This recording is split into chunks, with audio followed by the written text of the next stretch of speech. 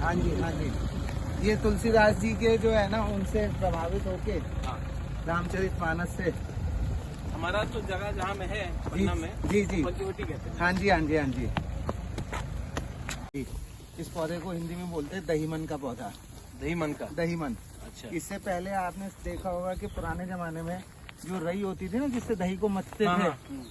वो इसी की शुद्ध लकड़ी से होता है। अच्छा, ये रेयर हो गया, हाँ। ये रेयर हो गया पौधा।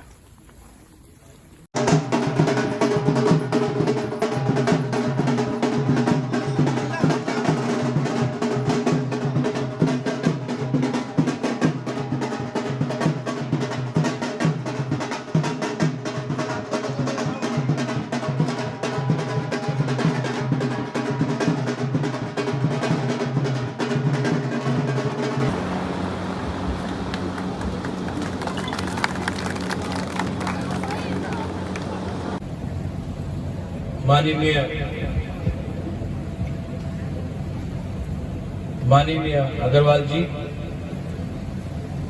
जिन्होंने हमें यहाँ बुलाया है, हमारे शिरडी से सांसद ऑनरेबल एमपी हाउस साहब जी, त्रिपुरा से हमारे सीईएम पूर्ण चंद्र चमकिया, हमारे EM health tourism tribal welfare के काउंसिल के मिनिस्टर कमल कलॉय जी, एमडीसी जोनल चेयरमैन उमाशंकर देव वर्मा जी, राकेश देव वर्मा जी, यहाँ में मैंने सुना है कि आप यहाँ कांग्रेस के जिला परिषद के भी अध्यक्ष हैं, शायद आप जी, नमस्कार। और मेरे जो आदिवासी भाई बहन हैं, मैं सबको त्रिपुरा से आपको सादर प्रणाम कहना चाहता हूँ।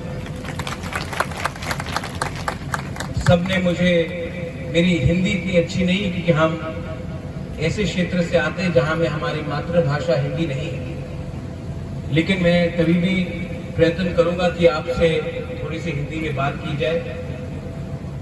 जिंदगी में मैंने एक चीज सीखा है, अगर आपको किसी से हाथ मिलाना है तो 2 कदम आपको भी आगे बढ़ना चाहिए। तो मैं भी हिंदी में कोशिश करूंगा कुछ बोलने के लिए, लेकिन अगर कहीं में थोड़ी सी चूक आ जाए तो माफ कर दीजिए। मैं आज ही पहुंचा भोपाल, शायद 20 साल बाद पहुंच रहा हूं। इससे पहले मैं कई बार उज्जैन और इंदौर गया हूं, पन्ना गया हूं, ग्वालियर गया हूं, लेकिन भोपाल 20 साल बाद आया। और मैं यहाँ पे इसलिए आया हूं क्योंकि आज से थोड़े दिन पहले अग्रवाल जी ने मुझे निमंत्रण दिया था और कहा था कि आप आइए और हमारा जगह देखिए। मैंने किस तरीके से इस जमीन को वापस हरियाली लाने के लिए कोशिश की, और आज जब मैं यहाँ आया हूं तो 2 चीज मुझे बहुत अच्छा लगा। एक, क्योंकि मैं भी आदिवासी हूं, त्रिपुरा में जो राज परिवार है वो आदिवासी जनजाति, तो ये अगर आपको कोई कह दे कि आप राज परिवार से हैं और आप आदिवासी नहीं हैं तो वो गलत बात है। आप उनको बता सकते हैं कि त्रिपुरा में भी एक राज्य है जहां में उनका राजा महाराजा, उनके पूर्वजों लोग ने राज किया, शासन किया, और वो भी आदिवासी थे, है और रहेंगे। और मैं इसके लिए यहाँ में आया हूँ क्योंकि एक चीज मुझे जमीन की हरियाली दिखनी थी, कैसे एक बंजर जमीन को इतने अच्छे तरीके से हमने परिवर्तन किया है। और एक रीजन था, और एक वजह थी कि मैं यहाँ आकर अपने ही आदिवासी भाई बहन से मिलूं।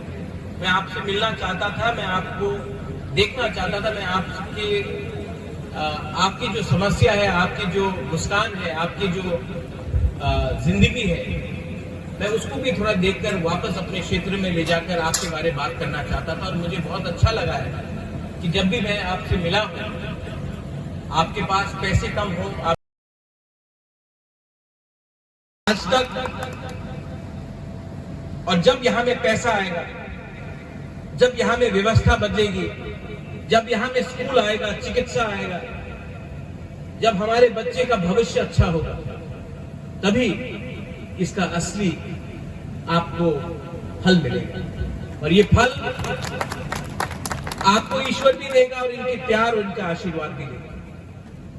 मैं चाहता हूं कि आप इंटीग्रेट कीजिए, सिर्फ पर्यटन नहीं, मेडिसिनल प्लांट्स है, हर्बल प्लांट्स है। आज अगर त्रिपुरा में मेरा ब्लड प्रेशर कभी कभी बढ़ जाता है, क्योंकि हम तो गोश्त मांस खाते रहते हैं, हम तो ट्राइबल आदिवासी हैं, शाम हुआ तो और कुछ भी हो जाता है। ठीक बोल रहे हैं ना? हम लोग हैं ही ऐसा 5000 साल सब काहे का बदला। अब ब्लड प्रेशर बढ़ता है तो डॉक्टर हमको आकर कुछ पिल्स देते हैं, स्टैमलो, एम्लोडिपिन, ये दवा ले लो, आपका ब्लड प्रेशर ठीक हो जाएगा। वहां में त्रिपुरा में जंगल में कुछ हमारे जड़ी बूटियां, इनको लोग बोलते हैं ये पत्ता है, ये तो कुछ नहीं है, लेकिन इसको अगर आप पानी में उबाल कर आप पिएंगे तो ऑटोमेटिकली आपका ब्लड प्रेशर गिरता है। शुगर का भी हमारा इलाज है, लेकिन क्या है कि मार्केटिंग नहीं होती। आज इस देश में एक बहुत बड़ी समस्या है, हम आंख से समझते हैं, कान से सुनते नहीं। हमें मार्केटिंग का बहुत अच्छा सा, हमको लगता है कि जो भी विदेश से आया, जिसने कुछ 2-3 शब्द कह दिया तो हम तो है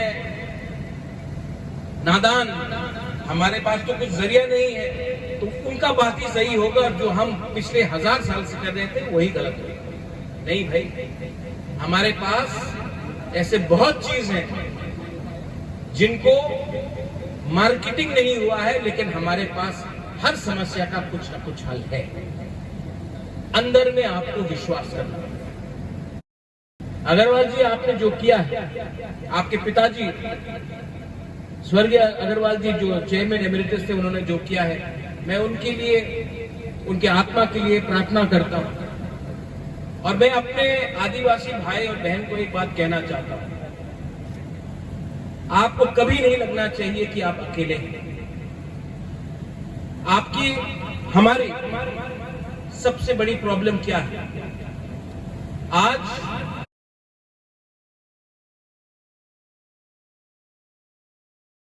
कोई 100 रुपए दे दे तो हम पूरे जिंदगी, पूरे दिन हम वंदे मातरम बोलेंगे, कल कोई 200 रुपए दे दे तो हम भारत माता की जय बोलेंगे, कोई 300 रुपए दे दे तो हम लाल सलाम बोलेंगे।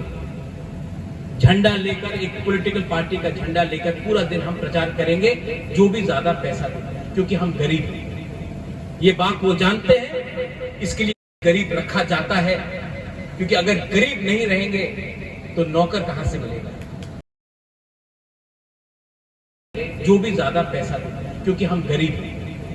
ये बात वो जानते हैं, इसके लिए गरीब रखा जाता है, क्योंकि अगर गरीब नहीं रहेंगे तो नौकर कहां से मिलेगा? और आप, ये बात मैं कह के जा रहा हूं क्योंकि दोबारा शायद आप मुझसे मिले या ना मिले, मैं आपको एक बात कह के जा रहा हूं। आप कभी भी नहीं देखेंगे अंबानी, टाटा, अदानी का बीच में कभी भी कुछ संघर्ष होता है या कॉन्फ्लिक्ट होता है। आप हमेशा देखेंगे कि गरीब हमेशा एक दूसरे से लड़ता है, क्योंकि गरीब को बांटना आसान है, गरीब को डिवाइड करना आसान है। और अगर आज हमको अगर आगे बढ़ना है, अपने बच्चों को लिए आगे बढ़ना है, अपने भविष्य के लिए आगे बढ़ना, हमारी जिंदगी तो गई, लेकिन मैं नहीं चाहता हूं कि जो हमारे साथ हुआ आपके बच्चे के साथ हो। मैं नहीं चाहता हूं कि कल जो आपके बच्चे के साथ होना चाहिए, शिक्षा मिलनी चाहिए, चिकित्सा मिलनी चाहिए, अगर वो नहीं मिला तो कल हमारा भविष्य भी जाएगा, नेक्स्ट जनरेशन भी डूबेगा। तो मैं चाहता हूं कि अपने बच्चे के लिए कभी कभी लंबा सोचिए, अपने आप को हल्के तरीके से मत आप बेचिए। अपने बच्चे को एक बार देखकर सोचिए कि आज कुछ पैसों के लिए हमने अगर आज कॉम्प्रोमाइज किया, हमने आसानी का रास्ता लिया, तो कल हमारे बच्चे लोगों को इसका, हमारे बच्चे को ये सफर करना पड़ेगा। मैं कुछ गलत बोल रहा हूं, कुछ गलत बोल रहा हूं, अगर आपको लगता है मैं कुछ गलत बोल रहा हूं तो आप बोल सकते हैं।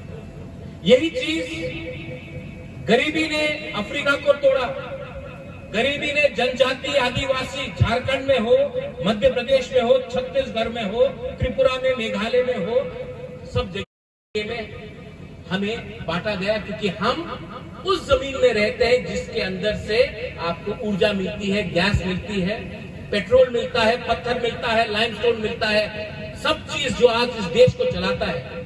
आज बॉम्बे को जो चलाता है, जो बॉम्बे में जो इमारत बनते हैं, जो दिल्ली गुड़गांव में जो इमारत बनते हैं, वो दिल्ली की जमीन से नहीं मिलता है, वो हमारे जनजातीय आदिवासी जमीन से सीमेंट निकलता है, लाइमस्टोन निकलता है। आज जो पावर का फैक्ट्री जो कोयला से निकलता है, वो आपको बैंगलोर से नहीं मिल रहा है, आपको वो पूना से नहीं मिल रहा है, वो हमारी जमीन से निकल रहा है। लेकिन हमारे जमीन से निकला, ठीक है, अच्छा है, देश चल रहा है, लेकिन अंत में अगर 100 रुपया बाहर जाता है तो हमें कितना मिलता है? 5 रुपया मांगने से हमें नक्सलवादी कहा जाता है। ये बात सच है। हमने अपना अधिकार मांगा तो हमें कह दिया गया कि आप आतंकवाद हो। इसके लिए मैं चाहता हूं कि जो अग्रवाल जी कर रहे हैं बहुत अच्छी बात है, क्योंकि इसमें हिस्सेदार, भागीदार आप हैं।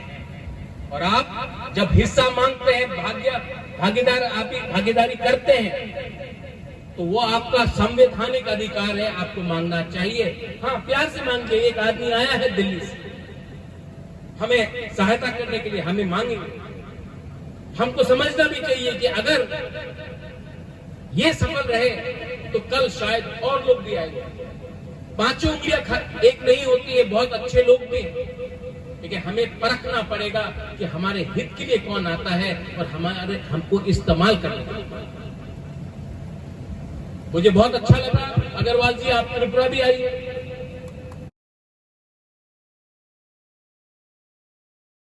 बहुत अच्छा लगा अग्रवाल जी, आप त्रिपुरा भी आइए। अब आइए त्रिपुरा। अगर आपको अतिथि देवो भव के बारे में कुछ समझना है तो आप एक गरीब आदिवासी के घर में चले जाइए। पेट में कुछ होगा नहीं, पंखा नहीं होगा, पेट में कुछ खाना नहीं होगा, लेकिन हमारे पास मुस्कुराहट और जो भी है हमारे पास, हम हमेशा देते हैं। ये हमारा परंपरा है। इसमें कोई राजा नहीं, कोई रंग नहीं। बहुत लोगों ने मुझे महाराजा बोलकर आज संबोधित किया। त्रिपुरा में एक शब्द है, हा बुबागरा। सबको लगता है ये चीनी बात कर रहा है, चाइनीज बात कर रहा है, लेकिन हा बुबागरा का मतलब, हा मतलब जमीन, जमीन का राजा। मतलब कि अगर आप राजा हैं तो जमीन से जुड़कर रहिए, जमीन का सुरक्षा कीजिए। क्योंकि हम आदिवासी लोग, हमें गाड़ी या बिजली से या लाइट से या उससे इतना लगाव नहीं है जितना अपने जमीन से प्रेम है। और जब हम सब कहते हैं भारत माता की जय, भारत माता आसमान में नहीं है, पार्टी में नहीं है, झंडे में नहीं है, जमीन में है। और जमीन का सुरक्षा, जमीन से प्रेम, मुझे लगता है आदिवासी से ज्यादा और कोई नहीं कर सकता। यही मैंने कहा, आपने मुझे यहां बुलाया, मुझे बहुत अच्छा लगा। मैंने कोई भाषण लिखा नहीं है, मुझे 8 घंटा लगा यहां पहुंचने के लिए। 8 घंटे में लोग हिंदुस्तान से इंग्लैंड चले जाते हैं, लेकिन मैं जो 8 घंटा बिताकर यहां आया हूं, मुझे लगता है कि मैंने समय का अच्छा इस्तेमाल किया। वहां में हमारे जो माँ है, मेरी बहन है, मैं आपको बोलता हूं, ये जो हमारा समाज है कभी भी आगे नहीं बढ़ेगा जब तक हम आपको सम्मान, अधिकार और आपका इज्जत नहीं करेंगे। तो मैं अपने पुरुष लोगों को बोलना चाहता हूं, हम सिर्फ माँ दुर्गा का पूजा करते हैं, काली माँ का पूजा करते हैं, त्रिपुरा में माँ त्रिपुरा सुंदरी का पूजा करते हैं, लेकिन घर में जो बहन है, जो माँ है, जो बेटी है, उनको हम इज्जत नहीं देते हैं। अगर आप इज्जत दोगे तो आपको इज्जत मिलेगा। अगर आप अपनी औरत को इज्जत दोगे तो आपको इज्जत मिलेगा। इज्जत सिर्फ महिला से नहीं, दूसरे समाज से भी आपको इज्जत मिलेगा। ये ध्यान में रखिएगा। इतने दूर से आया हूं, खाली पेट आया हूं, लेकिन दिल भर गया। पेट तो भरते रहता है, दिल भर गया। मैं आप सबको I wish you all the best. मैं आप सबको दिल से, तहे दिल से आपको कंग्रेचुलेट करना चाहता हूं। जैसे मैंने कहा कि हिंदी इतनी अच्छी नहीं है, लेकिन भाषा क्या है भाई, सोच ठीक करना चाहिए। तो यही बोलकर बेलाई बेलाई नो हम बाय, हमारी भाषा में कॉकबोरक में बेलाई बेलाई नो हम बाय मीन थैंक यू वेरी मच। और आप सबको मैं फिर से कॉन्ग्रेचुलेट कर मैं चाहता हूं कि दोबारा जब मैं यहाँ आऊं तो ये देश और ये जगह और भी आगे चले। और जो मैंने आपको सुझाव दिया, अगर आप उस पर विचार कर सकते हैं, त्रिपुरा में भी मैं यही करना चाहूंगा। तो अगर इसको integrated farming, hospitality, tourism, medicine farming के जरिए से अगर आप देखेंगे तो शायद इसका एक लॉजिस्टिकल, फाइनेंशियल इसका सोल्यूशन भी निकल सकता है। Thank you so much, God bless you. आप सबको मेरा प्यार, प्रणाम, थैंक यू। नहीं, देखिए, सबसे इम्पोर्टेंट से बिना प्रॉफिट का तो काम चलेगा नहीं, लेकिन इसका ये मतलब है कि हम जिस पैसा जो आता है उससे हम हॉस्पिटल्स खोलें, स्कूल्स खोलें, हमारे जो आदिवासी बच्चे लोग हैं उनको एक अच्छे से एक नया अपना ज़िंदगी बनाने का एक उपाय मिले, एक रास्ता मिले। उसके बाद आप देखेंगे कि चिकित्सा यहाँ में बहुत खराब है, इसके लिए भी हमें थोड़ा सा इन्वेस्टमेंट करना चाहिए। और एक चीज़ बहुत इम्पोर्टेंट है, एग्रो बेस्ड इंडस्ट्री को अगर हम इसको इंडस्ट्री का दर्जा देते हैं तो फिर बहुत लोग इसमें इन्वेस्टमेंट भी करेंगे। और अगर हमें देश को आत्मनिर्भर बनाना है तो हमारी जो ज़मीन जो आज इतनी जगह में बंजर हो गई है उसको भी हमें वापस रिवाइव करना चाहिए। और उसके रिवाइव करने के लिए हमें इंसेंटिव देना चाहिए उद्योगपति को भी, और हमारे जो जनजाति लोग हैं, जो ट्राइबल्स हैं, जो ज़मीन में रह रहे हैं, कि इस ज़मीन में अगर हमने कुछ किया तो एग्रो बेस कुछ किया तो हमारा भविष्य अच्छा हो सकता है। तो एक इंसेंटिव भी होना चाहिए। सर, एक आखिरी सवाल, जैसा कि आपने बताया, अगर त्रिपुरा में आपको ये मौका मिले, ऐसा कुछ चाहता हूँ कि हमारे लोग एक अच्छा अपना ज़िंदगी ठीक से बनाएं।